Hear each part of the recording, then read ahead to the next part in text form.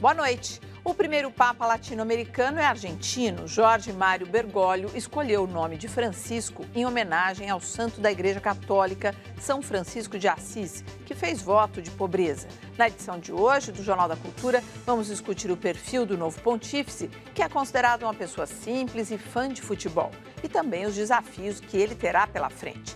E veja também outros assuntos desta quarta-feira. Catedral de Buenos Aires reza a missa em comemoração à escolha do cardeal Bergoglio. Livro É o Silêncio, que conta a história da ditadura na Argentina, cita o nome do novo Papa como colaborador do regime militar. O Jornal da Cultura também vai falar dos 2 anos de guerra civil na Síria, conflito sangrento que aos poucos cai no esquecimento. Pesquisa mostra que os nordestinos são os mais atentos às informações e embalagens de produtos. Tratado como rei na Bolívia, o jogador Ronaldinho Gaúcho se perde em meio a tantos presentes.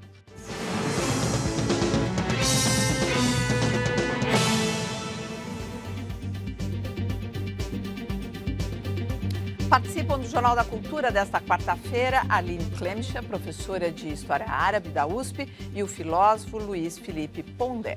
Foram apenas 2 dias de conclave. A escolha do novo Papa surpreendeu o mundo inteiro. Quem acompanhou tudo no Vaticano foi o repórter Ricardo Ferraz. Boa noite, Ricardo. Boa noite, Paula. Agora já é mais de 1 da manhã aqui na cidade do Vaticano e como vocês podem ver na imagem, a Praça São Pedro está completamente vazia. Apenas um ou outro turista passa por aqui, tira uma foto desse momento, desse dia histórico, mas acaba seguindo o seu caminho. Uma situação bastante diferente da que foi vista hoje, no início da noite, quando cerca de 50 mil pessoas vieram para a Praça São Pedro para ver a eleição do Papa Francisco I. Ao contrário do que previam alguns especialistas, esse conclave foi relativamente curto e acabou elegendo um latino-americano pela primeira vez na história da Igreja Católica, como mostra a reportagem. A fumaça preta parecia anunciar mais uma votação sem acordo no Vaticano, mas a mudança repentina na cor trouxe a notícia que todos esperavam. Os sinos confirmaram que um novo Papa havia sido eleito. O sentimento na Praça São Pedro ia além da euforia.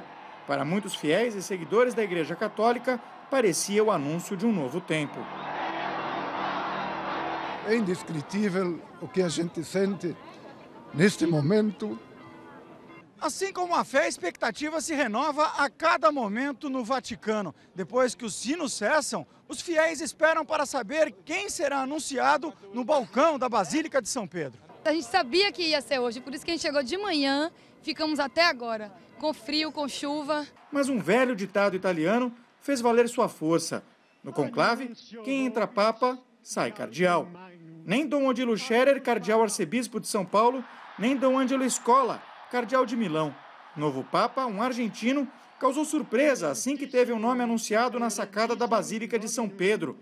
Dominum Georgium Marium, Sancte Romani Ecclesiae Cardinalem Bergoglio.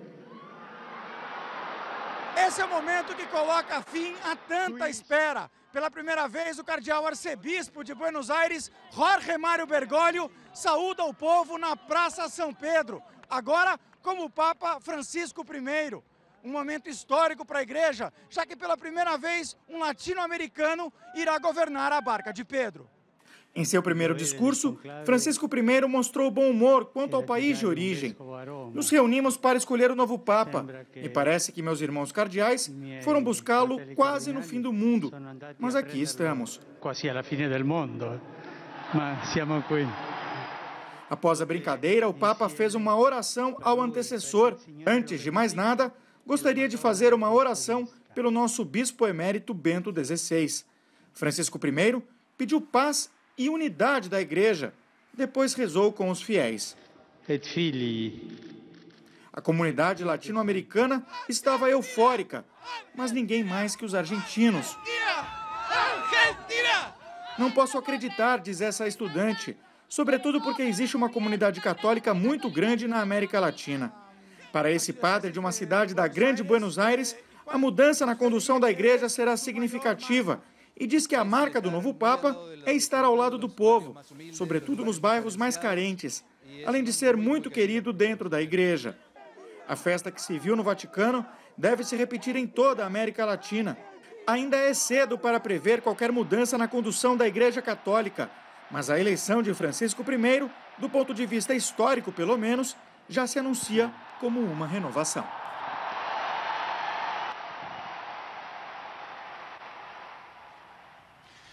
O Papa Francisco I já telefonou, de acordo com o porta-voz aqui do Vaticano, Federico Lombardi, para o Papa Emérito Bento XVI e pretende visitá-lo em breve no Castelo Gandolfo. O Papa Francisco I assume oficialmente a Igreja Católica na próxima terça-feira, dia 19. E a primeira missa será rezada por ele no dia 21 na Capela Sistina. Essa missa costuma ter a presença de muitos chefes de Estado e a presidente Cristina Kirchner, da Argentina, já confirmou a presença. Do Vaticano, Ricardo Ferraz e Alexandre Fortes para o Jornal da Cultura. E falando em Cristina Kirchner, como que a presidente da Argentina recebeu essa notícia? É uma notícia feliz para ela, Evo Morales, para essa turma? Na verdade, ele tem uma rivalidade aí com o casal Kirchner anteriormente, né? Então, a relação não é boa com Kirchner. Duvido que ela tenha recebido assim com muita... Sim, ele fez um movimento contra a lei do casamento gay na Argentina, né? Ele tem uma história, a igreja sempre, ela sempre que pôde faz um exercício de divisão de poder com o Estado. E na Argentina a igreja sempre teve um papel forte, uma igreja conservadora, né? No sentido de que ela não ficou em nenhum momento próxima da teologia da libertação, como no Brasil, na América Central, na Colômbia. Agora, no caso com a Cristina, acho que ela deve ter ficado feliz no sentido que é argentino, mas dentro de casa é ruim para ela. É ruim por conta disso que falava a Arline, quer dizer, há uma competição, há uma briga de poder. Mas agora o Papa, como uma figura universal que ele passa a ser, né? O Francisco I, isso, de alguma maneira, não deixa de particularizar? Quer dizer, ele é uma figura universal, a Argentina entra... E ele também, acho que no começo a gente vai falar muito que é argentino, eu acho que com o passar do tempo, eu acho que ele isso que a gente vai esquecer que ele é argentino. O sotaque vai ser só difícil, Maradona, né? vocês viram, o Maradona falou assim, eu quero ter uma oportunidade de ir lá para a Itália e vou pedir uma audiência com o Papa. Quer dizer, vai ser mais divertido esse Papa, Maradona, pelo menos, Messi, né? E o Papa. O Messi e o Papa. Conheça agora um pouco da história de Jorge Mário Bergoglio, o jesuíta latino-americano que vai comandar a Igreja Católica. Jorge Mário Bergoglio, de 76 anos, é arcebispo da Arquidiocese de Buenos Aires. Ele é filho de italianos, mas nasceu em 17 de dezembro de 1936 na capital argentina. Passou metade da vida em Buenos Aires. Antes de se tornar arcebispo, se formou em Química. Estudou humanidades no Chile e foi professor de filosofia e psicologia. Aos 22 anos, entrou para a Companhia de Jesus. A ordem religiosa existe há quase 500 anos. Foram os jesuítas os primeiros missionários a chegar ao Brasil em 1549. Tinham o objetivo de levar o catolicismo à Terra Nova e catequizar os índios. Aos 32 anos, Jorge Bergoglio foi ordenado sacerdote. Em 1998, se tornou arcebispo de Buenos Aires. 3 anos depois, foi nomeado cardeal. Assumiu justamente durante a crise financeira argentina, em que o desemprego, a inflação e o custo de vida eram muito altos. Em 2005, o livro El Silêncio, do jornalista Horácio Verbitsky, denunciou o jesuíta Jorge Mário Bergoglio como colaborador da ditadura argentina. Ele teria ajudado na prisão de 2 sacerdotes. Em 2010, foi um forte opositor à legalização do casamento gay. A Argentina foi o primeiro país latino-americano a aprovar a união entre pessoas do mesmo sexo. Jorge Bergoglio é considerado um homem moderado, de carreira acadêmica, que agrada tanto os conservadores como os progressistas. É apontado como uma pessoa de boa comunicação, aberto a diálogos com outras religiões. O sucessor do trono de São Pedro é conhecido por ser uma pessoa humilde, com votos de pobreza. Cozinha a própria comida e costuma andar de ônibus e metrô. Quando foi nomeado cardeal, chegou a pedir para centenas de argentinos que, em vez de viajar até Roma para celebrar a notícia, que doassem o dinheiro aos pobres. Jorge Mário Bergoglio é o primeiro latino-americano e o primeiro jesuíta a dirigir a Igreja Católica. Ele adotou o nome de Francisco, em homenagem a Francisco de Assis e um sinal de renúncia ao poder e ao dinheiro. Essa acusação que agora não sai das redes sociais, enfim, está em todo o noticiário, de que ele teria colaborado, que ele colaborou na perseguição de 2 padres que teriam afinidade com a teoria teologia da libertação, que é o clero dá prioridade, né, o religioso dá prioridade no cuidado aos mais pobres. É mais ou menos isso, não é? A teologia da libertação, ela tem uma característica a mais, que assim, o cuidado com os pobres está na própria origem do cristianismo.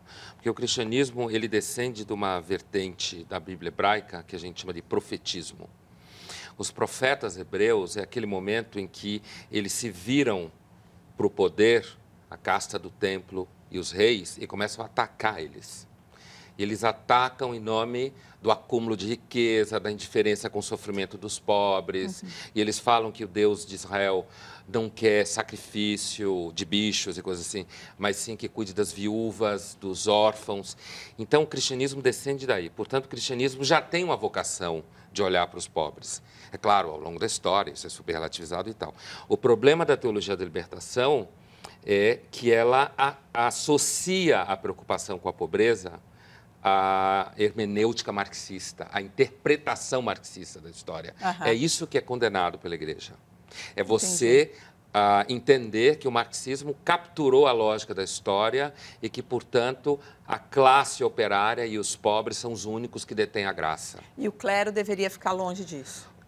O Bergoglio representa bem uma posição de preservar a preocupação com o sofrimento dos pobres, né? A preocupação social. Ele já atacou o excesso de lucro, a lógica do mercado e tal, mas uma recusa desde sempre de aceitar a teologia da libertação. Entendi. Entendeu? E ele colaborou, então, para a localização desses 2 padres que teriam afinidade com a teologia? A Igreja colaborou, né? A Igreja Argentina... A Igreja dele? A Igreja Argentina colaborou então, com o regime mas a Igreja da qual militar. ele fazia parte. E realmente essa suspeita é levantada pelo jornalista, que é um jornalismo conceituado, de que ele, pessoalmente, teria entregue esses 2 padres que foram barbaramente torturados antes de se tornarem refugiados.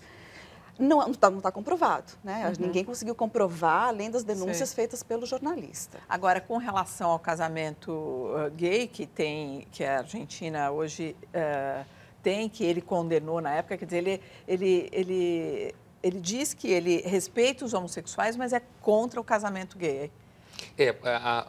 Digamos, oficialmente a posição da Igreja a Igreja jamais condena o pecador, pelo contrário, entendendo do ponto de vista da Igreja o amor homossexual como pecado, certo? Então ela não condena o pecador e sim o pecado. Agora é importante frisar o seguinte, a maior parte dos católicos não está preocupada com isso. Com o quê? Com o casamento gay. Não está nem aí para isso. A maior parte dos católicos precisa de um clero que pregue melhor no domingo, precisa de um padre que ele possa confiar, que ele não desconfie que é pedófilo, ou seja lá o que for, entendeu? Questões como o casamento gay, que é muito importante do ponto de vista do debate público do Estado laico, a maior parte dos católicos, a Igreja não vai perder fiel por causa disso. E, Pontei, quanto à posição da mulher dentro da Igreja? Então, esse é um problema mais sério do que o casamento gay. Porque você tem dentro da Igreja muitas mulheres. Então, diga, você quer me perguntar alguma coisa? Não, eu não quero te interromper. Termina, então, depois assim, eu pergunto uma pergunta aqui essa no Twitter. é uma questão mais importante. Não que eu acredite que se chega ao celibato. Talvez daqui 1.500 anos, sei lá. Mas, sim, é mais importante o problema da sexualidade, o problema do divórcio, da separação. Isso são pressões que o pastor, no caso o padre, né, na sua pastoral, ele enfrenta no seu rebanho católico de forma muito mais séria. Ou a pressão de mulheres teólogas que querem exercer a teologia. Isso é mais importante do ponto de vista da igreja do que o casamento gay. Então, quando você fala em rebanho, tem uma pergunta aqui do Gerson Carneiro que eu achei bem pertinente, que ele diz o seguinte: tinha que ser um papa da América do Sul para conter o avanço dos evangélicos e da esquerda na América Latina. Faz sentido? Olha, o avanço da esquerda opinião? na América Latina acho que é uma coisa mais ou menos relativa. A esquerda na América Latina vai do Fidel, que é uma figura do Neolítico, passando pelo Chaves, que é um caudilho qualquer, né? Então, assim, passando pelo Lula, pela Dilma, acho que é um quadro bastante múltiplo. Agora, esse do mercado religioso assim, aí. do mercado religioso é uma questão importante. A igreja tem perdido mercado religioso para os evangélicos na América Latina e muito no Brasil também. Mas acho que vai um pouco além disso. Quer dizer, eu falei aqui sexta-feira, quando a gente tocava nesse assunto, que eu desejava para os católicos, né, que o Papa fosse latino-americano ou africano. Eu falava isso aqui no jornal, embora eu achava difícil, né? Porque é nesses continentes onde a Igreja Católica é mais viva, onde a vocação é mais verdadeira por conta dessa vocação de ajudar os pobres.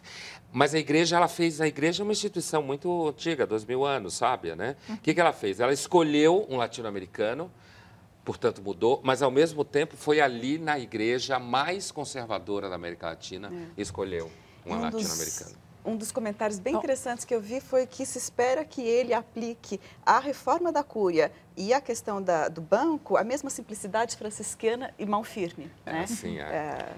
O novo Papa adotou o nome de Francisco em homenagem a São Francisco de Assis. Se você não conhece a história do santo católico, o Jornal da Cultura explica.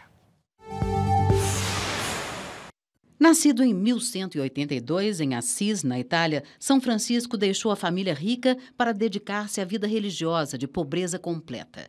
Fundou a Ordem dos Franciscanos, que tinha como primeira regra abrir mão de todos os bens materiais.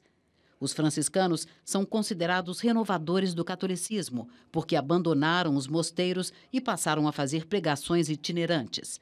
Foi Francisco quem inventou a mais antiga caracterização do Natal, o presépio, montado por ele pela primeira vez em 1223. Também pregava o amor à natureza. Por isso, é considerado o santo padroeiro dos animais e do meio ambiente. A tradição da bênção aos animais nas igrejas de São Francisco de Assis persiste até hoje. Canonizado em 1228, menos de 2 anos depois de morrer, Francisco de Assis é um dos santos mais populares e de maior devoção para os católicos. Pondé, o que é ser jesuíta? Ser jesuíta é ser de uma ordem que surge para combater o avanço da reforma, né? Então, aquela história do mercado religioso lá atrás, né? Portanto, é uma ordem que surge pelo Inácio de Loyola. Aliás, tem um outro Francisco importante na história, que é o Francisco Xavier, que é cofundador, né? Que é conhecido por ser, entre os jesuítas, aquele que teria catequizado mais não cristãos, só que no Oriente. Né? Conhecido por pregar no Oriente. Então, assim, os jesuítas é uma ordem que o braço até de São Francisco Xavier é uma relíquia que tem hoje lá no Vaticano, porque de tão considerado... Ele é uma figura importante na catequese.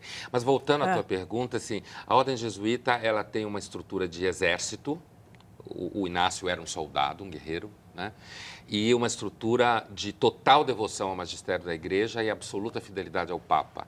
Mas, ao mesmo tempo, os jesuítas, como figura da Contra-Reforma, eles foram muito bons na catequese. Então, eles tinham uma característica que é aprender a falar a língua do outro. Sim. E aqui na história da América Latina, eles sabiam se comunicar muito bem. Exatamente. Eles se envolveram defendendo os índios contra espanhóis e portugueses nas missões aqui na fronteira entre Argentina, Brasil, Paraguai. No Oriente, eles chegavam a pintar Jesus com cara de oriental. Olha. Então, os jesuítas, não é à toa que eles têm escolas há tantos anos, eles são muito bons em educação. Quer dizer, tem inclusive uma vocação meio camaleão, assim, de chegar e se adaptar. Eles têm uma vocação moderna e, ao mesmo tempo, tradicional. Entendi. Né?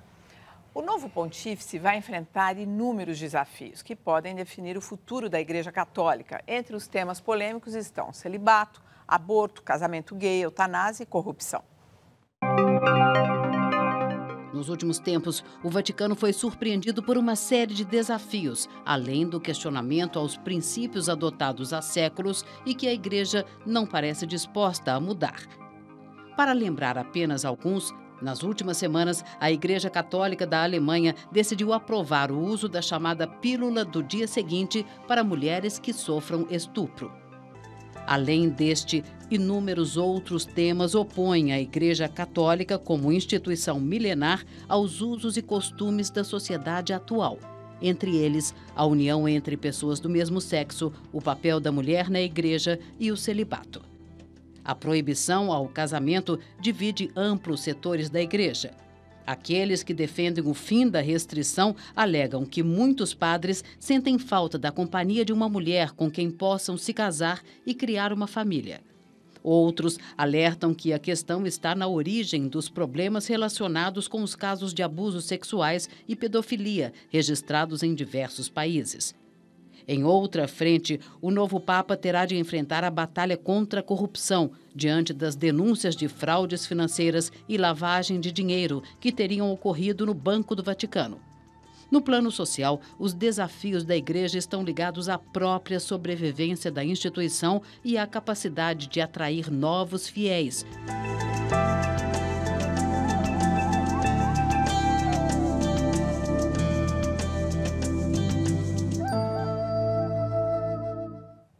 Quer dizer, atrair novos fiéis, eu acho que é o objetivo primeiro, não é? Tudo tem que ser resolvido para continuar atraindo novos fiéis.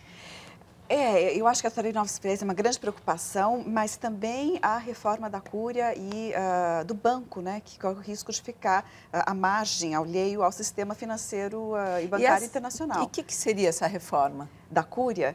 Bom, aqui eu acho que o Pondé pode nos ajudar melhor, porque realmente eu não conheço a Cúria de Roma, a Igreja de Roma, para dizer o que necessita. Mas o que se sabe é que é uma grande burocracia que precisa ser simplificada. Né? E precisa de uma mão firme muito para fazer isso. Agora, justamente isso que estava faltando para o Papa, que já não se sentia com saúde para enfrentar esse problema tão espinhoso. Né? Pensa na Cúria do Vaticano, pensa numa grande estatal, muito antiga, e é totalmente incompetente. Então, esse problema, já captei. Absolutamente rapidamente, cheia de vícios e atrasos e grupos que se aferram a um setor e fica vivendo ali enquanto vai sangrando a instituição.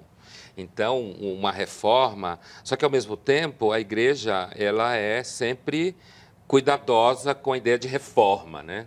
Que inclusive lembra o nome protestante, né? A reforma. Então, é sempre um passo para frente, meio para trás, meio para frente, um para trás.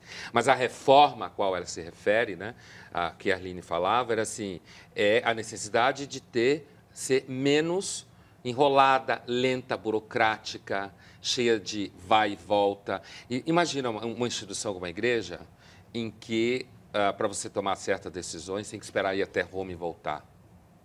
Imagina como é que fica. Inclusive, isso do ponto de vista do mercado religioso, assim, o evangélico... Não é eficiente. O evangélico pega uma garagem vazia, 50 cadeiras de plástico, pura verdade. 50 bíblias, Incrível o microfone, o cara prega, acabou. Tá e Jesus vende, cara. Jesus vende porque a vida é difícil, a gente não sabe qual é o sentido, a gente sofre o tempo inteiro, é uma perda em cima da outra.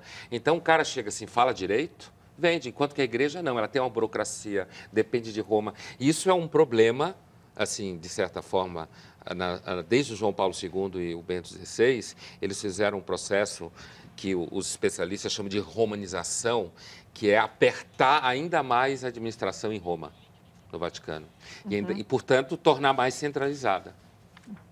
Olha, agora a gente vai ao vivo com a repórter Patrícia Monken, que tem mais informações sobre a repercussão da escolha do novo líder mundial da Igreja Católica. Boa noite, Patrícia. Boa noite, Poli.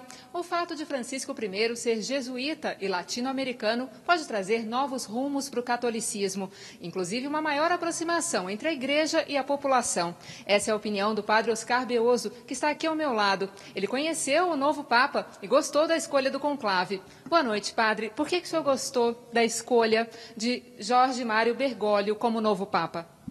Eu gostei muito porque deslocou o eixo geográfico do catolicismo, saindo da Europa e vindo para o sul do mundo, onde hoje se encontram 2/3 dos católicos no mundo todo. Um jesuíta aponta para 2 direções. O trabalho missionário, né, aqui em São Paulo, Anchieta, Nóbrega, as reduções jesuíticas do Paraguai, mas também um esforço intelectual de dialogar com a sociedade nas grandes universidades jesuíticas.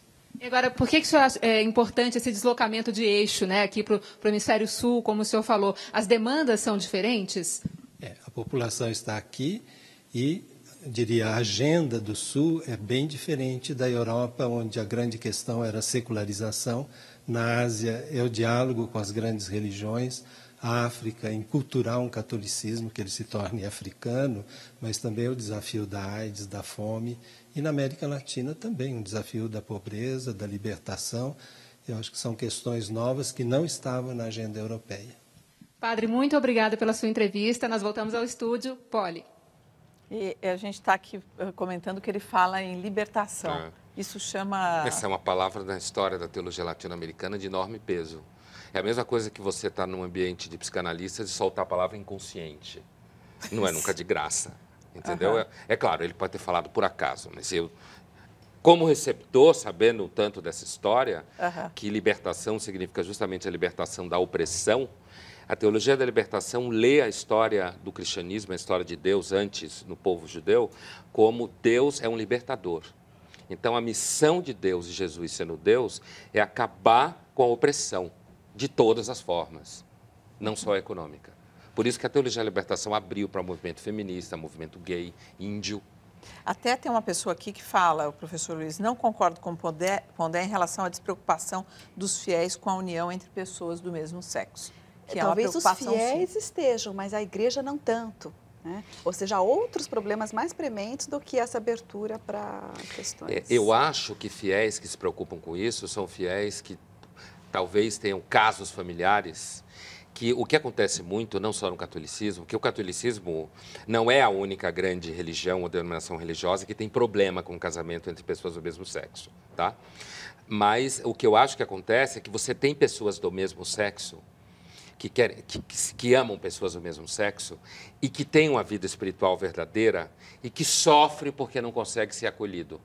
Então, não é que não existam fiéis que se preocupam com isso, mas a maior parte dos católicos não me parece que está preocupada com isso. Está muito mais preocupada com coisas como o lugar da mulher na sociedade, o problema da sexualidade, como educar os filhos, o problema de droga, entendeu? Eu acho que isso é fome, explicado, né, Luiz, para você agora. A seguir, vamos continuar falando sobre o novo Papa. Você vai ver a repercussão no Brasil e na Argentina, a terra natal de Francisco I.